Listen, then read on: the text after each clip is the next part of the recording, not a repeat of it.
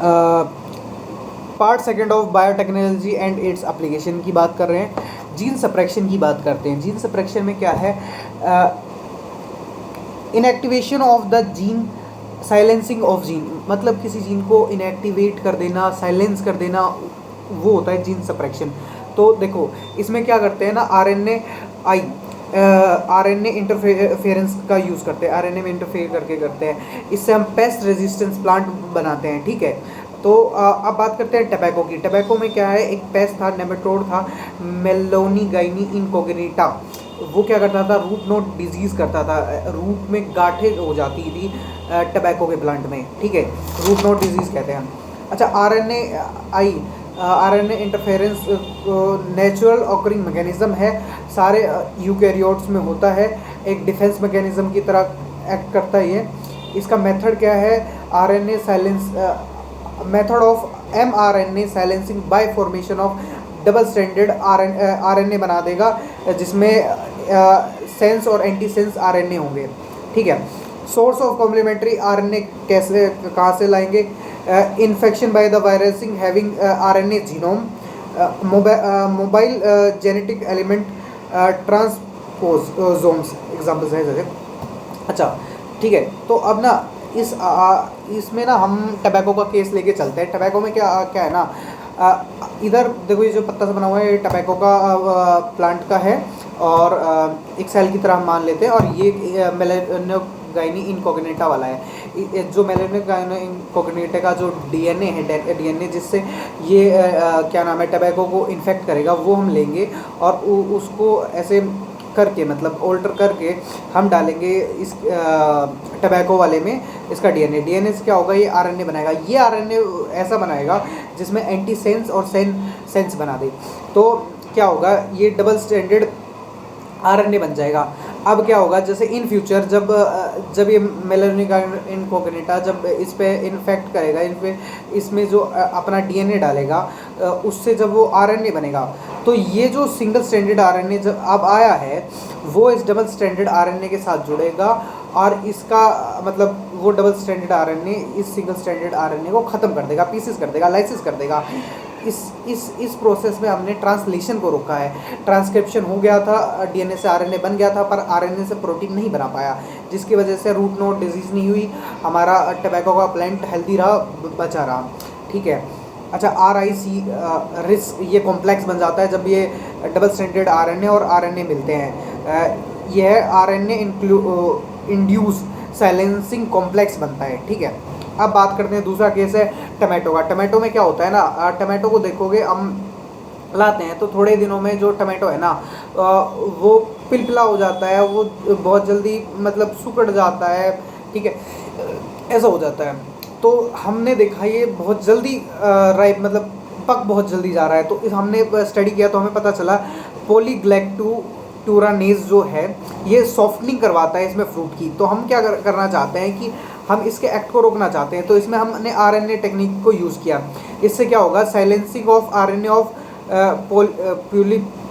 पॉलीग्लूकोट्यूरानेज, ठीक है। इस एंजाइम को हम मतलब एक्सप्रेस नहीं करने दे रहे हैं। इससे क्या होगा, प्रिवेंट हो जाएगी, ओवर राइपनिंग से बच जाएगा, ज़्यादा पकेगा नहीं। तो इस ऐसा जो टमाटो है, इसको कहते हैं हम फ्लेवर सेवर टमाटो, ठीक है। ये ट्रांसजेनिक टमाटो बनाया हमने। अच्छा, आरएनए आई जो ये डिस्कवर की थी, ये एंड्रोफायर एंड क्रिक मिलो ने गिरी थी, ठीक है। अच्छा, ये किसमें ढूंढी थी, एक नेमाटोड था, कीनोराइबेटस एलेगोनोस, ठीक है, इसमें ढूंढी थी। अब बात करते हैं application in the field of medicine, ठीक है, बायोटेक की एप्लीकेशन मेडिसिन की। इससे क्या होता है ना, मास प्रोडक्शन कर सकते हैं, इससे सेफ एंड इफेक्टिव ड्रग्स बनाते हैं हम, और इसका कोई इम्यूनोलॉजिकल रिस्पॉन्स भी नहीं होता, ये फ़ायदे हैं। तो हमने ऐसे 30 जो है ना, दुनिया भर में ऐसे ड्रग्स हैं जो अप्रूव्ड हो चुके हैं ग्लोबली। 12 जो है इंडिया में भी मार्केटेड बिकते हैं, ठीक है, जिसमें से इंसुलिन है, HBV है, ह्यूमन ग्रोथ हार्मोन है, ह्यूमन इंट्राल्यूकाइन है, एरिथ्रोपोइटिन है, सेट्रोकाइनेज है, ठीक है, ऐसे ऐसे। अब बात करते हैं इंसुलिन की केस की। इंसुलिन देखो हमारी बॉडी में जो पैनक्रिया होता है, पैनक्रिया में आइलेट ऑफ लैंगरहंस में बनता है, ठीक है। ये B सेल्स बनाते हैं, ठीक है। क्या नाम है, सॉरी, इंसुलिन क्या करता है ना, कंट्रोल करता है ब्लड शुगर लेवल को, ब्लड शुगर लेवल को, ठीक है। अगर इसकी डेफिशिएंसी हो जाए तो हमें क्या हो जाएगा, डायबिटीज मेलाइटस हो जाएगा। मतलब अगर हमारी बॉडी में इंसुलिन नहीं बना तो डायबिटीज मेलाइटस हो गया हमको, ठीक है। तो अब इसका ट्रीटमेंट क्या है, ट्रीटमेंट ये है कि इंसुलिन के इंजेक्शन ले लो। वो इंसुलिन कहाँ से आएगा, वो मतलब जो ये बुचर हाउसेस होते हैं जिसमें पिग और कैटल्स को मार कर हम उनसे इंसुलिन ले लेते हैं। तो जो पिग से है पोर्सिन और कैटल से बोवाइन, ठीक है। अब ये बीमारी में तो यूज़ हो रहा था, पर जिन पेशेंट को हम दे रहे थे उनको एलर्जी होने लग गई। तो ये तो मतलब एक बीमारी को ख़त्म करने के लिए हम तो दूसरी बीमारी घर लेके आ रहे हैं, वो वाली बात हो जाती है। अच्छा, अब इसमें एक बात है कि हम इंसुलिन को ओरली क्यों नहीं ले सकते। तो ये क्या है, प्रोटीनियस मतलब क्या नाम है, हार्मोन है। तो खाएंगे तो ये डाइजेस्ट हो जाएगा, इसका बॉडी में तो ये वो होगा ही नहीं। अच्छा, तो इसके लिए एलिनी एक अमेरिकन कंपनी है जिसने 1983 में क्या किया, उन्होंने स्टडी किया इंसुलिन का स्ट्रक्चर को। उन्होंने देखा एक ए चेन है, एक बी चेन है, और ना उसमें डबल स्टैंडर्ड क्या नाम, सॉरी, डाइसल्फाइड बॉन्ड्स हैं, ठीक है। तो उन्होंने देखा कि जो उनका ये तो प्रॉपर इंसुलिन जो काम करता है हमारी बॉडी में, ठीक है। और जो हमारी बॉडी में ऐसे होता है वो कौन सा होता है, प्रो इंसुलिन, जिसमें एक एक्स्ट्रा सी चेन भी लगी होती है, ठीक है। तो उन्होंने क्या सोचा कि ना हम एक ए चेन बनाएंगे अलग से, बी चेन बनाएंगे और उन दोनों को डाइसल्फाइड बॉन्ड से मिला देंगे तो वो एक्टिव इंसुलिन हो जाएगा। इन्होंने क्या किया, ए चेन का डीएनए लिया, बी चेन का डीएनए लिया, उनके ऊपर बायोटेक्नोलॉजी यूज़ करी, मतलब वेक्टर लगाया, उसको होस्ट सेल में लेके आया, इको लिया, और उन डीएनए से हमने ए चेन बना ली और उन दोनों को क्या नाम है, डबल डाइसल्फाइड बॉन्ड से लिंक कर दिया, ह्यूमन इंसुलिन बन गया हमारा, ठीक है। अच्छा, अब बात करते हैं जीन थेरेपी। जीन थेरेपी क्या होता है ना, हम correction of gene by delivering the normal gene. किसी आदमी का कोई जीन खराब है तो हम उसमें एक अच्छे वाला नॉर्मल जीन जो है ना उसको डिलीवर कर रहे हैं, ठीक है। अच्छा, तो इसमें बात करें तो एक केस आया था 1990s में, 4 साल की बच्ची थी, उसमें ADA डेफिशिएंसी, एडेनोसिन डायनीमिया हो रखा था। उसमें क्या था ना, उसके अंदर लिम्फोसाइट जो होते हैं ना वो बन नहीं रहे थे, प्रोलिफरेट नहीं हो रहे थे, तो नहीं हो रहे थे, उनमें कोई T सेल नहीं था। तो ये जो लड़की है ना, तो ये डिजीज़ से बहुत ज़्यादा प्रोन हो गई, मतलब उसको जल्दी डिजीज़ पकड़ेंगी, ठीक है। तो इसको स्किड हो गया, इस बीमारी का नाम है skid, severe combined immunity deficiency. जब उसको अंदर मतलब उसकी प्रतिरोधक क्षमता नहीं है, उसकी बॉडी इतना एक्टिव नहीं है, तो कोई भी वायरस उसको, या वायरस बैक्टीरिया जो भी है, जल्दी इन्फेक्ट कर सकता है। तो अब इसके सॉल्यूशन की बात करें तो सॉल्यूशन में क्या कर सकते हैं, ERT क्या है, एंजाइम रिप्लेसमेंट थेरेपी कर लो, ठीक है। अब एंजाइम रिप्लेसमेंट थेरेपी भी बार का, अब ये 4 साल की, अब मान लो 50 साल तक भी जी तो ये 46 ईयर क्या इंजेक्शन लगवाती फिरेगी, मतलब हर महीने आ जाए और इंजेक्शन, ठीक है। तो ऐसा कर नहीं सकते। दूसरी आए बोन मैरो ट्रांसप्लांट कर लो, तो उसमें भी बार करवाने पड़ेंगे। फिर जीन थेरेपी में क्या करते हैं ना कि हम वो जो लिम्फोसाइट्स है ना उनको बदल देंगे, उनकी जो निकालेंगे हम सेल को, उसमें अच्छे वाले लिम्फोसाइट भेज देंगे। अब इसमें देखो, लिम्फोसाइट की उम्र है 120 दिन। अब वो 120 दिन तो ठीक है, और उसके बाद फिर उसको वो करवाना पड़ेगा। अगर हम यही थेरेपी अगर हम उसको पैदा होने से पहले मतलब एम्ब्रियोलॉजिकल स्टेज पे कर देते तो उसकी ज़िंदगी सफल हो जाती, ठीक है। परमानेंट सॉल्यूशन मिल जाता कि एम्ब्रियोलॉजिकल स्टेज पे कर दो, ठीक है।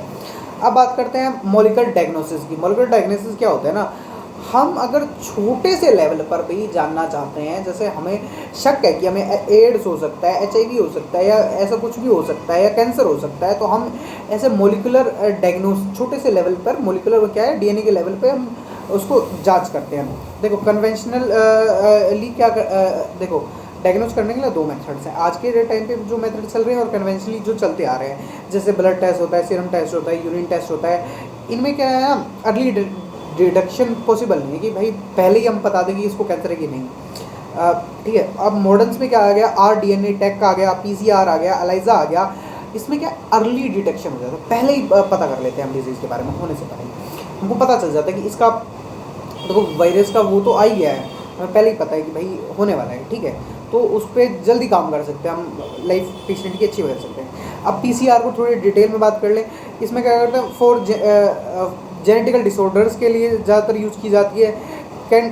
छोटे से कंसंट्रेशन पे भी बता देगी कि इसमें एक ही उसका वायरस का कुछ आया तो बता देगी, डिटेक्ट करके हाँ है भाई।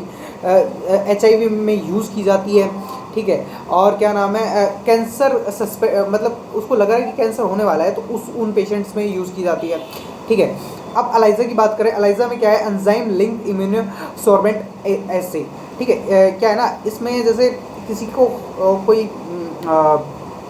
इसका प्रिंसिपल ना एंटीजन एंटीबॉडी इंटरेक्शन है। अगर किसी को लग रहा है कि भाई मेरे को ये बीमारी है तो हम क्या करते हैं ना, उसके अंदर क्या नाम है, उस वैसा एंटीजन डालते हैं। तो अगर वो एंटीबॉडी आ गई तो हमें पता चल जाता है कि भाई हाँ है उसको, ठीक है, क्योंकि वो डिटेक्ट हो जाएगी। अच्छा, ऑटो रेडियोग्राफी में क्या करते हैं ना, जैसे मान लो कैंसर पेशेंट्स हैं, हम क्या करेंगे ना, एक प्रोब बनाएंगे। प्रोब में क्या होता है ना, किसी को कैंसर होगा तो वैसा ही उसी का क्या नाम है कॉम्प्लीमेंट्री हम बना के रख देंगे और उसमें ना रेडियो एक्टिव आइसोटोप्स डाल देंगे। अगर जिसके साथ जुड़ गया, मान लो मैंने सैंपल्स ले रखे हैं 2-3 बंदों के और उसमें देखा कि भाई इसके साथ जुड़ गया, रेडियो एक्टिव आ जाएगा, हम टेस्ट करेंगे रेडियो एक्टिविटी को तो हमें पता चल जाएगा। यही होता है रेडियो एक्टिविटी। अब कुछ एडिशनल नॉलेज हैं जो इसी चैप्टर में रखी थी। तो 95% जो ट्रांसजेनिक एनिमल्स हैं वो माइसेस होते हैं। अच्छा, अब बात करते हैं ट्रांसजेनिक एनिमल्स को हम क्या मतलब कैसे यूज़ करते हैं। तो नॉर्मली फिजियोलॉजिकल एंड डेवलपमेंट हम देखना चाह रहे हैं, कोई जीन हमारी बॉडी में कैसे काम कर रहा है, उसकी कमी हो जाए तो क्या क्या इफेक्ट्स होंगे, कैसे कैसे। तो ये है स्टडी ऑफ डिजीज़। हम बनाते हैं ऐसे कि भाई हमें पता चले कैंसर से हमें क्या हो रहा है, या सिस्टिक फाइब्रोसिस से, रोमेटॉइड से, अल्जाइमर से। इन सब में हमने ट्रांसजेनिक मॉडल्स को चेक किया कि भाई इनसे हमारी बॉडी में क्या क्या फ़र्क पड़ रहा है, क्या हो रहा है, ठीक है। बायोलॉजिकल प्रोडक्ट्स बनाने के लिए बायोलॉजिकल प्रोडक्ट्स का एक बहुत अच्छा एग्जांपल है एम्फाइसीमा। एम्फाइसीमा क्या है ना, एक फूफू करने वाली बीमारी है, ठीक है। मतलब जो ज़्यादा स्मोकिंग करते हैं उनमें हो जाता है। तो इसको ठीक करने के लिए क्या है, अल्फ़ा एंटीट्रिप्सिन एक वो होता है जिससे ये ठीक होती है। तो वो हमने क्या किया, वो हमने ऐसी ट्रांसजेनिक चीज़ बनाई जिसके दूध में ये हो, ठीक है। अच्छा, एक 1917 में हमने पहली सिप जो बनाई थी वो ट्रेसी नाम था उसका। 1997 में हमने क्या है पहली ट्रांसजेनिक काउ बनाई रोसी, जिससे हमने ह्यूमन प्रोटीन एनरिच मिल्क लिया, जिसमें क्या नाम है बहुत अच्छा प्रोटीन था, 2.4 ग्राम पर लीटर आता था, ठीक है। ये इंसानों के लिए, बच्चों के लिए बहुत ज़्यादा अच्छा था, नॉर्मल जो दूध देती है गाय उससे। अच्छा, अब हम बात करते हैं GEAC। ये क्या है, जेनेटिकल इंजीनियरिंग अप्रूवल कमेटी। अब भाई इतना सब नॉलेज होने के बाद आप सोचिए, इतनी पावर होने के बाद कोई भी शांत तो नहीं, मतलब शुद्ध आदमी तो है नहीं है। तो भाई अब भाई कोई साइंटिस्ट कुछ भी करे, कोई भी भाई ऐसे कल को राक्षस बना दे, वो तो है मोदी जी का क्लोन बना दे, ऐसा नहीं कर सकते ना। तो जो ये प्रोसेस कर रहे हैं साइंटिस्ट, इनके ऊपर कंट्रोल रखने के लिए इनको एक एथिकली कि भाई ये ऐसे ही अप्रूवल में काम करने के लिए इनकी एक बड़ी सी ऑर्गेनाइजेशन बना रखी है, हमारे इंडिया में चलती है। अच्छा, अब देखो कुछ लालच वालच की भी बात कर लेते हैं। इस चैप्टर में बड़ा लालच वालच की भी बात है। अमेरिका की एक कंपनी थी, उसने क्या किया ना, इंडिया के जो बासमती राइस थे ना, उसमें एक सेमी डॉफ वैरायटी बना दी और बोल दिया हमें पेटेंट दे दो। और यूएससी की कंपनी ने बनाया, यूएससी की उसने क्या जो अप्रूवल कमेटी उसने दे भी दिया। अब बात हमने लड़ाई वड़ाई करी कोर्ट में, ठीक है, तो हम केस जीते, ये सब हुआ, ठीक है। 1997 में ये काम हुआ था, ठीक है। चलो बस बायोपायरेसी के बारे में है थोड़ा बहुत, ठीक है। एथिकल इश्यूज़ ख़त्म हो गया चैप्टर, मस्त पीता मस्त है।